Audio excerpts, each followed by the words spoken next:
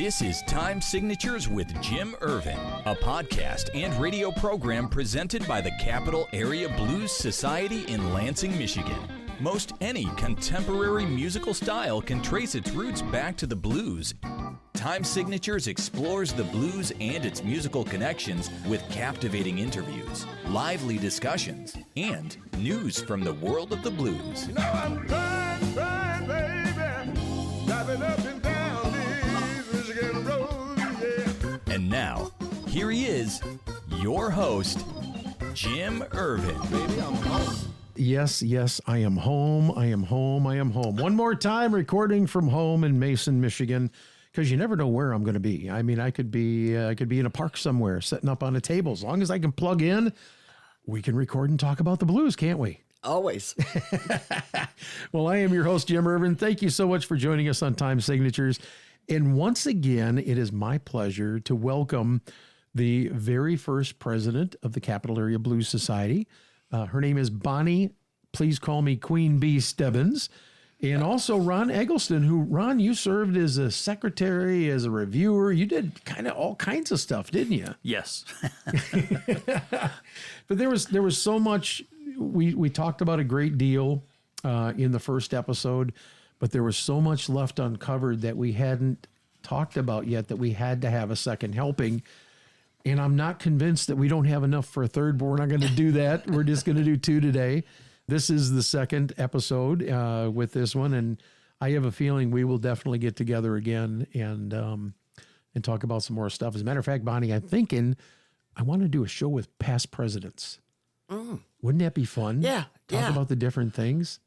But let's turn our attention to what we're doing right now. Queen B, through the years, you have become quite the historian of the blues, especially in the greater Lansing area. Now, I've seen the collection that you've amassed in these beautiful binders, having had an opportunity to scan some of the newsletters in them. I did not dig through the rest of it, but I was really impressed with these great big binders that were just full of everything, including notes and everything else. Having seen these, I have to ask you, what are you doing with all of this incredible history? Well, I probably have over 60 years worth plus because... And she's not joking, folks. I've seen the binders, okay? Yeah. Well, those are, just the tip of the iceberg, of the blues iceberg. Because of my connection with the blues and how I felt they really saved me from a dysfunctional family, and I felt a really deep commitment to preserving, chronicling, documenting anything and everything about the blues. So whether I'm carrying my little Radio Shack cassette recorder and recording things, because I'm not into tech. and when I started doing the recordings, that's pretty much what you had available. Remind me, I'm going to interrupt you for a second. Okay. Remind me to show you this little gadget after we get done. Basically, this is a handheld version of what you're seeing here on the desk. But this is today's version of the cassette recorder. So go ahead. Okay, well, I might want to get one of those, but taking copious notes and copious photographs, and I had a camera with me to everything we did, and just drinking in everything I could about blues. Now, I would come home from an event. I would have like Chicago Blues Festival or Mid-Michigan Blues Festival that we had at Jambalaya's or even the one at the Riverfront Park. And I would put all my memorabilia, programs, tickets, wristbands, flyers that I would pick up for other blues bands that were announcing gigs or clubs or anything. And they would all go into this 9x12 envelope and just be, okay, I'll put that here. No organization whatsoever with all this stuff because I had no plan what to do with it. I just knew that I needed to preserve it. And then when I got diagnosed with lung cancer in 2014, it dawned on me the night before I went in for surgery to have half a lung removed. I thought, if I don't make it, what's going to happen to not only all the blues stuff in my house, but everything in my house? Sure. And so I decided that I've got to start making plans to see if I can find a good home for these. And as a subscriber to Living Blues Magazine, which I think is billed as the oldest blues magazine continuously in publication, But the contemporary issues always have frequently had ads. I think an eighth of a page ad for if you've got blues memorabilia, photographs, records, CDs, anything about the blues, they want it at the University of Mississippi Blues Archives Special Collections. Very cool. So I contacted them, and before you knew it, we were on board. And I think in 2019, I started shipping things to them. Or maybe 2018 was the first few shipments went out. And then unfortunately, COVID hit. And because the library's special collections is not used that often, they shut those departments down. And so I wasn't able to ship anything for a couple years.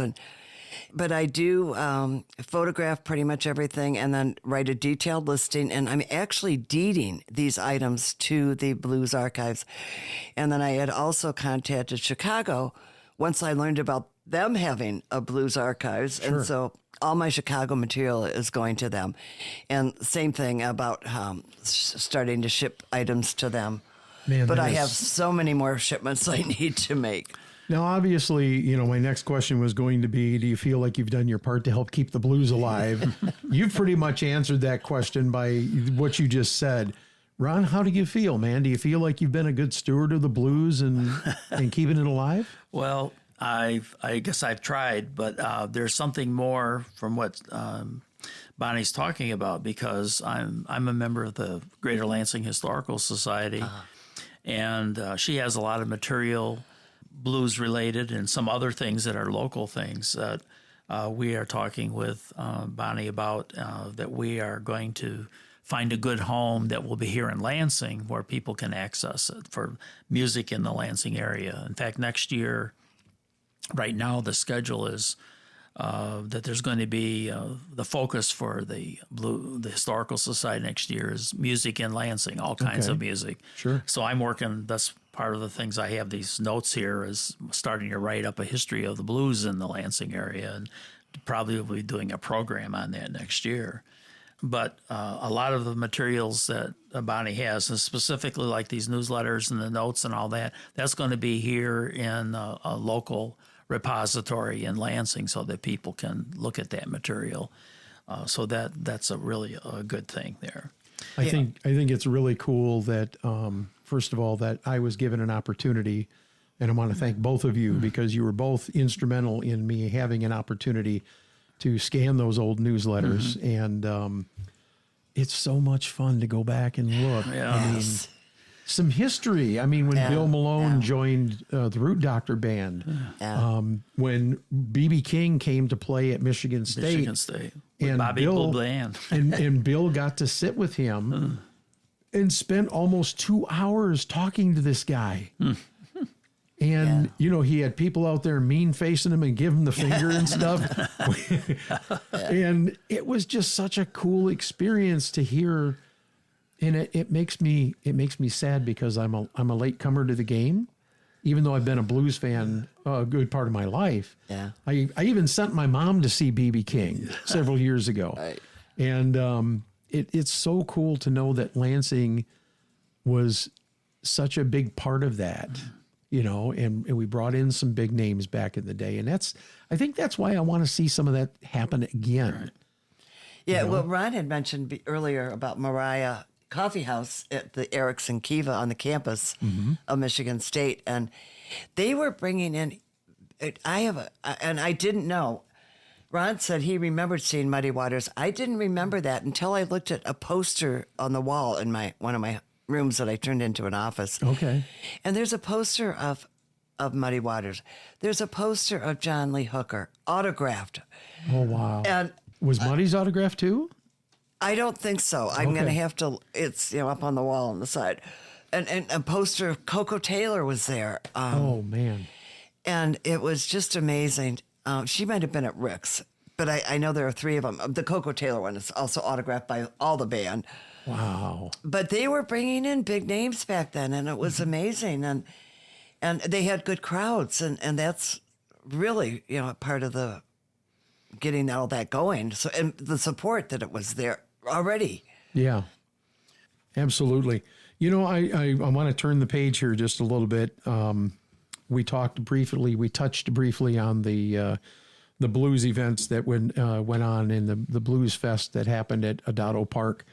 But you guys were kind of leading the charge a little bit to bring the Michigan, which it wasn't the Michigan Blues Fest originally, was it? It was, well, we started with Mid-Michigan Blues Fest, Okay. and it was held at Jambalaya's Okay. on the grounds of the restaurant out on Round Lake. It was Round Lake, Yeah. out in Langsburg. And it was 2 or 3 years, I think, 96, 97, 98 maybe. And then I think the first couple of years it was called Mid-Michigan Blues Festival. Then it went to Michigan Blues Festival. And then after Terry from the Old Town Business Arts and Development Association, BADA for short, had contacted us to see if we would work with him and bring a Blues Fest to Old Town in Lansing. And we, I guess, declined to do that the first year and continued with one more year at Jambalaya's location. And then the following year, I believe it was 2003, Okay. that we worked with Terry and Abada to put on a Blues Fest in Old Town, Lansing. The rest is history. It's been there ever since. Yeah. Absolutely cool. Yeah. And we've seen some really cool, really good up and coming artists come in. The thing that I like about what Terry does is when he brings people in, they have to do one original song. Yeah. And it's really cool because they always announce that they're doing, hey, here's the original song that Terry tasked us with doing. And so you get to hear some new stuff. And it's never a dull moment at those events. And that's what I enjoy about it. Yeah. Absolutely.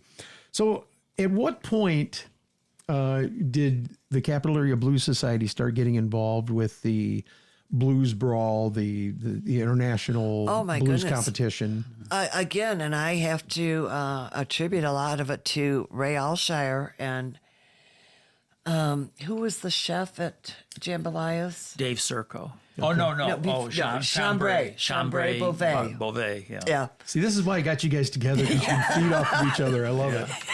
I have to, because I couldn't find my notes with names and dates and everything, but that was 1996.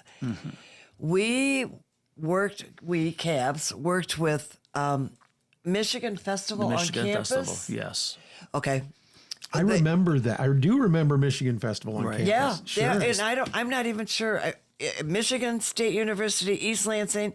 Yeah. I don't know who all put it on. The MSU Museum did that. Okay, It was part of Michigan's 150th anniversary or something like that. They started a series of That rings a bell. There were about 10 years that they ran festivals, and they brought in major talents. The only time I ever saw Ray Charles and saw Johnny Cash, and and that was the only time I ever saw Aretha. But there was a lot, and the biggest one was Hootie and the Blowfish. Oh my goodness! That was the biggest crowd they ever had. But Oh wow! But they agreed to let Cab set up a separate stage. And we had the first blues. It wasn't called the Blues Brawl at that time, but Blues Talent Competition. Blues Talent Competition, Okay. which is pretty interesting because that's only not even 2 years after the organization started. No, I'm just sitting here thinking about that. It's like, wow. Yes. Amazing. There's two things that are big, I think, that happened there. Okay. One is starting in January of '96, the Capitol Hill Station opened up as a blues venue. There were a lot of different blues venues in the area, but Yes, there this suddenly became the place to go for blues in the area. And a lot of people came and did jams there. The first jam was held in October of & at Green Door, and the Mike Daniels band, the Smooth Daddy, kicked that off, and there was Ray and his band, those Delta Rhythm Kings, did one after that, and other people came and did it.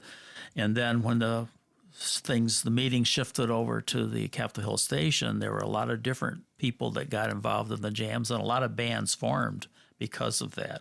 Wow. With that going on, people said, well, why don't we have a contest and send people off to Memphis? So that's how it got tied in with the Michigan Festival.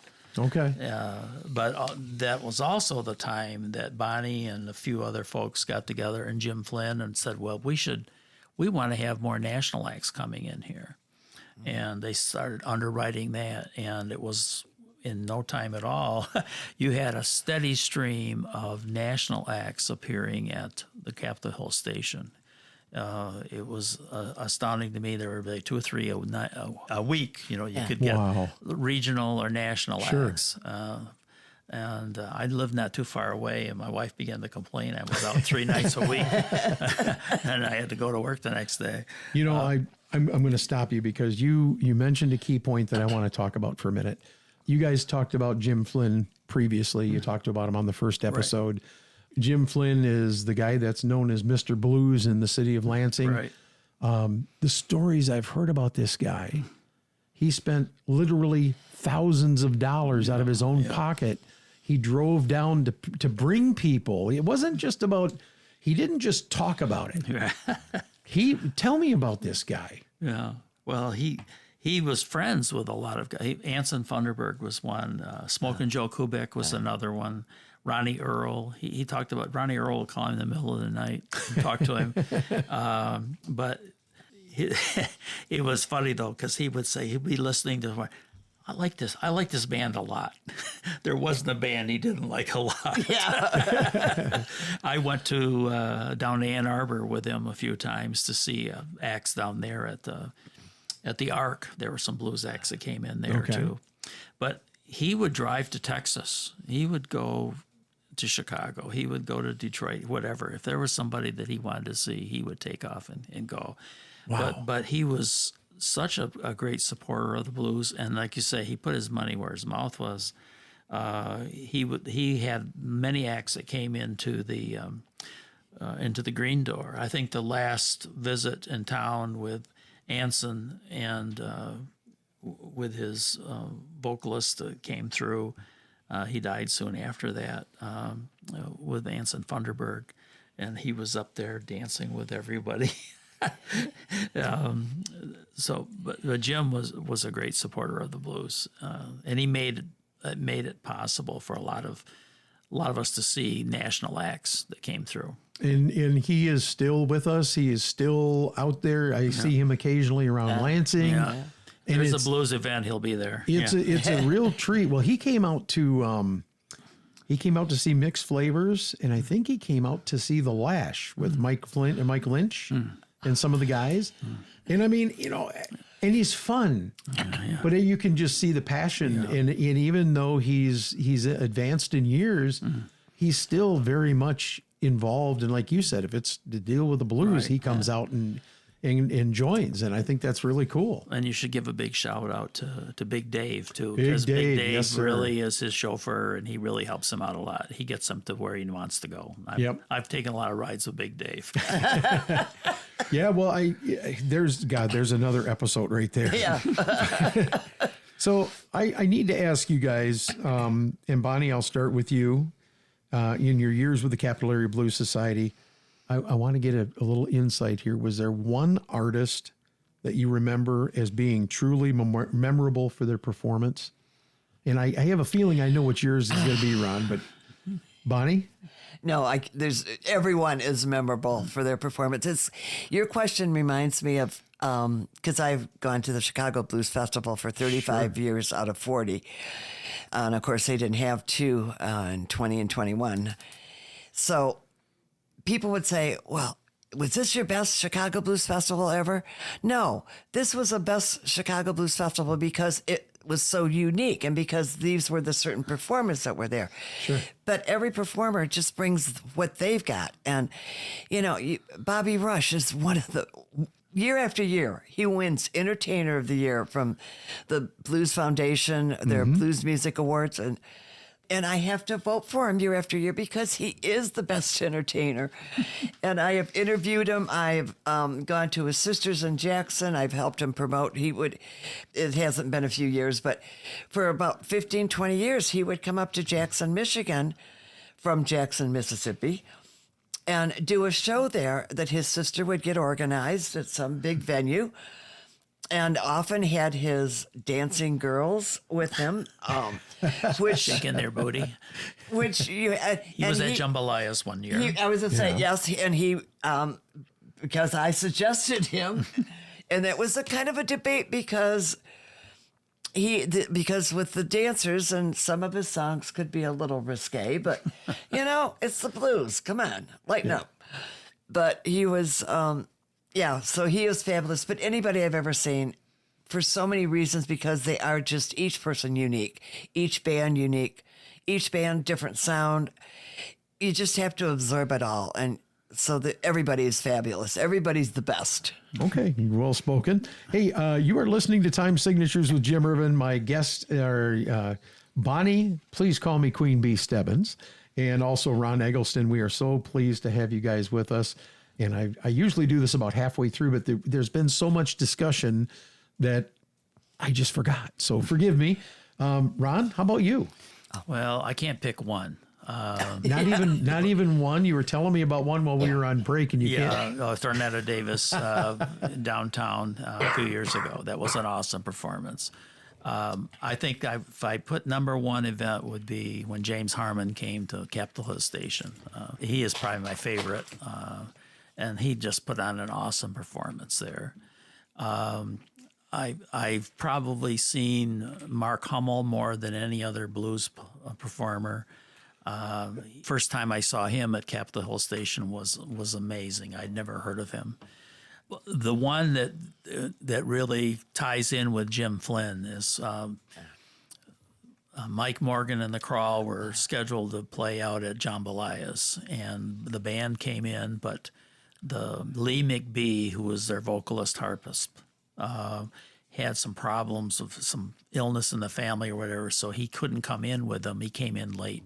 And Jim drove to the airport and brought Lee over, and Mike had played a couple numbers, and everybody was, this is pretty good, And Lee McBee got on the stage, and he started singing. I mean, three sounds out of his voice, and the whole place was going crazy. He was the most magnetic, charismatic player, singer. He was awesome. And he put on a wonderful performance. That one is really a lot of things. But there's a lot where you say, geez, I'm glad that I was there. Yeah. And Johnny Bassett was a wonderful performer. There was a night at Leroy's, a little bar on South Cedar, and Harry Ullman was promoting a series there, and they had his friend, I'm just drawing a blank on it, a harp player came in, and Yakety Yak was there. And he was yakking in the background, and the next thing you know, he jumped up and he started playing. They were playing back and forth. And it was just a nice crowd, and everybody was having a great time. It's just one of those things where I'm just glad I'm here. I'm glad I get to see this. It was fun. So, but I say if I would just to pick one, I would say James Harmon. Probably number two would be seeing Muddy Waters. Number three was when I was still teaching. I was up at Alma College. I actually got to see Howlin' Wolf. Oh, man. And the first time I saw B.B. King, I was at Alma College too. That was a great experience. But it's hard just to say one. I wish I could just keep on going with this. We've almost burned up another episode. Can you guys believe this? No way. It's crazy. But, as we get ready to wrap up here, I just want to take a minute and I want to ask both of you the same question. Bonnie, I'm going to start with you. What advice do you have for future blues fans who are interested in working with the Capital Area Blues Society? Well, if you love the blues, even if you don't love the blues, just if you love live music, just get involved. I'm sure you have some kind of talent, whether it's a writer, photographer, newsletter, editor, treasurer, any kind of position. They can always use volunteers, and it really is a worthy cause, number one. And number two, they'll get so much out of it. They'll get much more out of it than what they give to their participation. I have to agree with that. Oh, see, as a volunteer yourself. I've been on the board for almost 2 years, and Wow, I agree. It gives so much back. Yeah. It really does. Ron, how about you? Well, I was just looking at the message that Bonnie gave to the first meeting and said, why should we have an organization? And she said, we want to encourage the blues in more venues. We want to collaborate with other blues societies. We want to pursue grants for activities such as Blues in the Schools programs. I don't know if those still go on anymore. And try to get sponsors, corporate sponsors or businesses to support, so we could have more blues in the area. And blues is in a little bit of recession right now. I'd like to see some people stirring up some activity to get more blues going on. And I think that the organization could do that. Queen B, Ron, it has been a pleasure, not just once, but twice. And I believe there's enough on the table here that we can come back again and have another plate and talk again. But I want to thank you both for spending time with us on this episode, and encourage you, if you have not gotten involved, you should get involved. I agree 120%. And it would be nice to see some more people get involved with the Capital Area Blues Society and step up and offer to be a part of it, because it's a great time. That's going to wrap it up for this edition of Time Signatures. We will see you around the bend. This has been Time Signatures with Jim Ervin, presented by the Capital Area Blues Society in Lansing, Michigan. For more information on cabs, visit capitalareablues.org. You can find this episode and past episodes at lccconnect.org. The Time Signatures theme song, Michigan Roads, is used by permission and was written by Root Doctor, featuring Freddie Cunningham. You know I'm trying, baby, driving up and down these Michigan roads, yeah. Until next time, keep on keeping the blues alive.